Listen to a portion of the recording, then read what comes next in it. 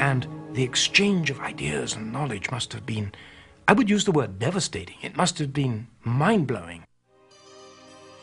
The Bible would eventually reflect stories and traditions from Babylon and even earlier Mesopotamian civilizations. The Israelites couldn't easily ignore Babylon's thriving culture and great monuments. Its temples were among the largest structures in the ancient world. Big public buildings, the ceremonial walkway, the palace of Nebuchadnezzar with its legendary hanging gardens, palm trees, the river. If you had walked through the Ishtar Gate, you would have felt dwarfed. And this was deliberate. You were in the presence of something powerful. But on all sides of it was the city, the people, the commoners, narrow, winding alleyways, rows and rows of small stores, donkeys braying, crowds of people walking, small, closely knit quarters teeming with life.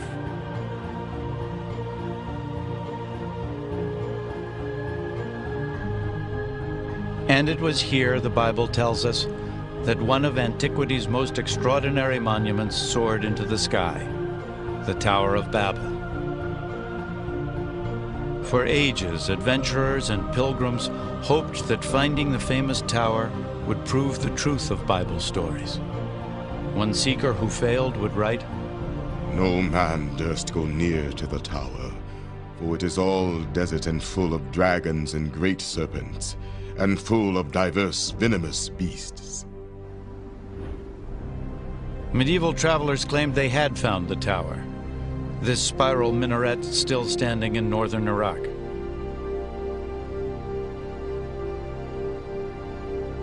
But they were wrong. This tower was built 1,500 years too late and far from the walls of Babylon. Perhaps the most intriguing possibility was posed by Robert Koldewey, a German archaeologist. In the early 1900s, he discovered a rectangular ditch with only a few ancient bricks remaining. Many experts believe Koldewey had found all that survives of the famous tower. Babylon's great monuments made a strong impression on the biblical scribes. But her most enduring legacy, surviving to this day, is a Babylonian innovation far more impressive still: the rule of law. Babylon was the first civilization on Earth to have a written legal code. The original carved stone is an astonishing relic. Lost for hundreds of years, it would emerge in the late 19th century, a stone engraved with one of the most important legal documents of all time. 1,200 years before the Israelites were taken captive, a Babylonian king had this stone carved with the laws that bear his name, Hammurabi's Code. These writings can be read as precursors to the legal code in Exodus, Leviticus, and Deuteronomy. In societies where knowledge and law is transmitted orally and dealt with orally, precedent is terribly important. But when it got written down, the people who wrote it down had immense power. Hammurabi's Code has influenced nearly every civilization since Babylon. Today, even some of its more primitive methods of judgment survive virtually intact. Hammurabi described a ritual called the ordeal, a painful, even deadly test of guilt or innocence. In some remote Bedouin tribes, the ordeal is still practiced, much as it was in the time of Hammurabi. In this rare footage, a holy man called the Mubashi will judge the accused by examining their tongues after they lick a red-hot iron spoon.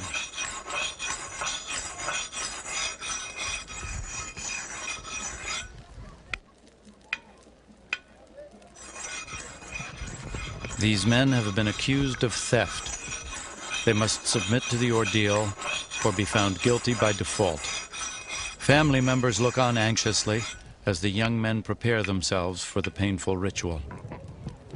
خش. 'Cause the nurse. 5 دقائق لله تركينكم بين ايادي الله 5 دقائق لله وزن الناس يابا ايوه خش خشه كويسه بس املى موجك ميه يا ابني زي ما عمل ده هو Water doesn't ease the pain. It's meant to cleanse and purify the drinker and to ready him for judgment. بتسد حنكك ليه يا ابني انت The holy man prays and then examines the singed tongues, seeking a sign from God. Only the Mubashi can divine guilt or innocence, and he alone will determine the men's fate.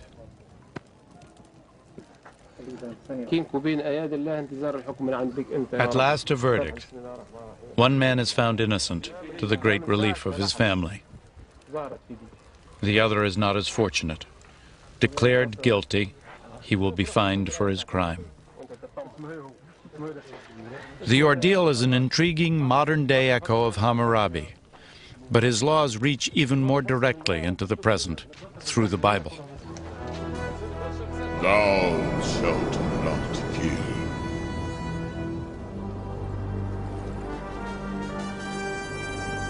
Thou shalt not bear false witness against thy neighbor. The Ten Commandments, the foundation of biblical law, and yet only the beginning of a complex set of codes and covenants central to the Old Testament.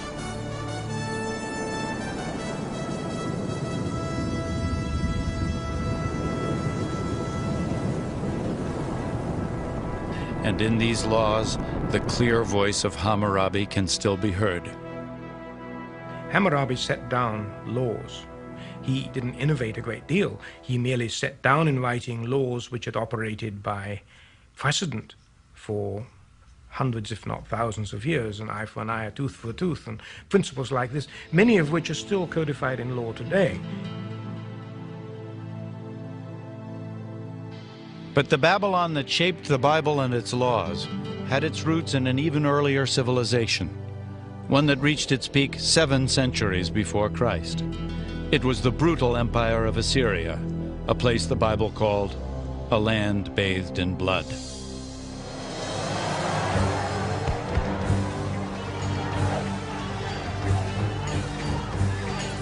Deadliest of all Mesopotamian armies to sweep through the ancient world were the Assyrians. In the Bible, they are the ultimate symbol of bloody tyranny and ruthless oppression.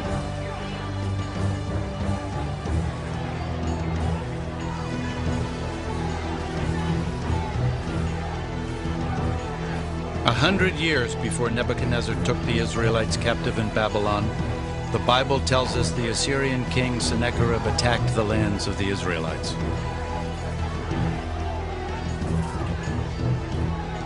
In the 2nd book of Kings, the Bible says, "Behold what the kings of Assyria have done to our lands, destroying them utterly."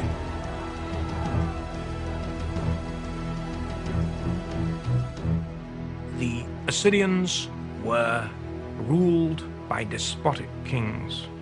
They believed in absolute power. Now, absolute power means control, and absolute power almost invariably is kept in power by military efficiency and might.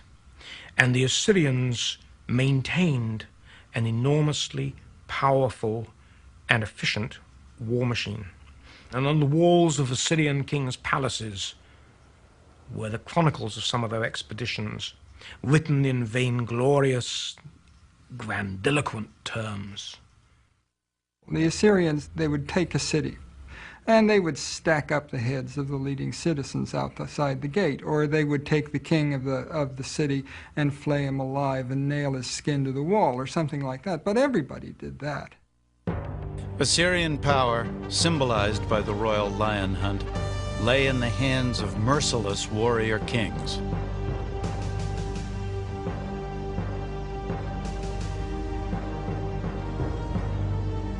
Even the Bible betrays grudging admiration. Behold the Assyrian. Under his shadow dwelt all great nations. Ezekiel 31. When the city of Rome was in its infancy, Assyria was the greatest empire in the world.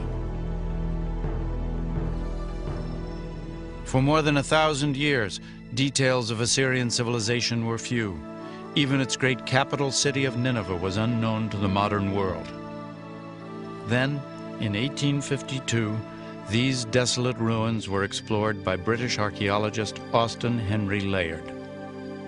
What Layard found here in northern Iraq was nothing less than the royal palace of Nineveh, an unspoiled treasure of Assyrian civilization. Tunneling like a miner through the earth, Layard uncovered great winged bulls and spectacular artistry, hidden from human view for a millennium. The world was stunned and excited by his breakthrough. Nineveh was another biblical city found, yet more confirmation of the Bible's historical accuracy. But the most momentous of Layard's discoveries was the Great Library of Nineveh, an extraordinary collection of 22,000 clay tablets inscribed with the cuneiform writing of the Assyrians. The only direct communication that we have with the people of the ancient world, really, is what they left behind in their writings.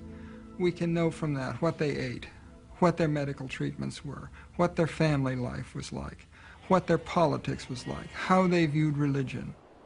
Details of Assyrian daily life reveal a patriarchal society, a world where commoners, and especially women, had little status. Every Assyrian woman, once in her early life, before marriage, would go to the temple of Ishtar, and she would sit on the steps, and she would wait there until some man came along and dropped a coin on the hem of her dress, and then she would go inside with him and do her thing, and that was it. Yet in this despotic world, there was a kind of justice. In marriage, even a wife had certain rights. A woman could specify in her marriage contract that her husband would have no other wives. She might specify that he could have all the prostitutes he wanted, but no other wives. But if ordinary women had only limited status, recent discoveries reveal Assyrian queens enjoyed great privilege. In 1989, the ancient palace of Nimrud in northern Iraq set the stage for a startling find.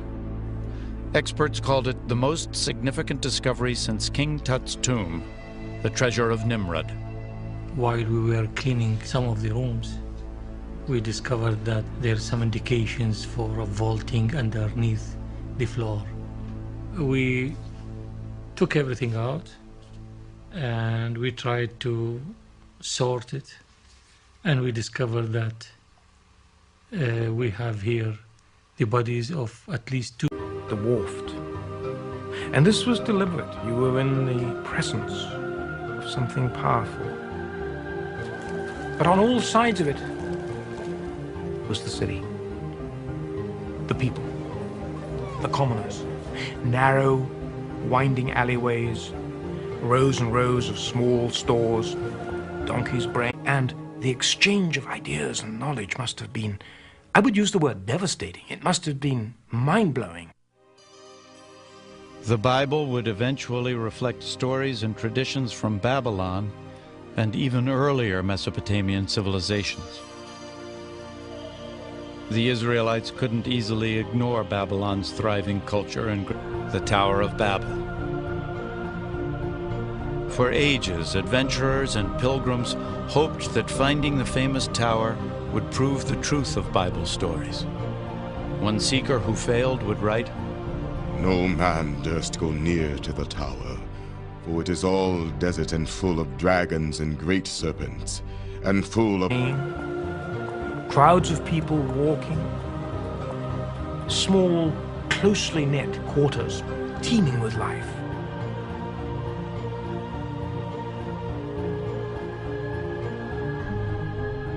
And it was here, the Bible tells us, that one of antiquity's most extraordinary monuments soared into the sky.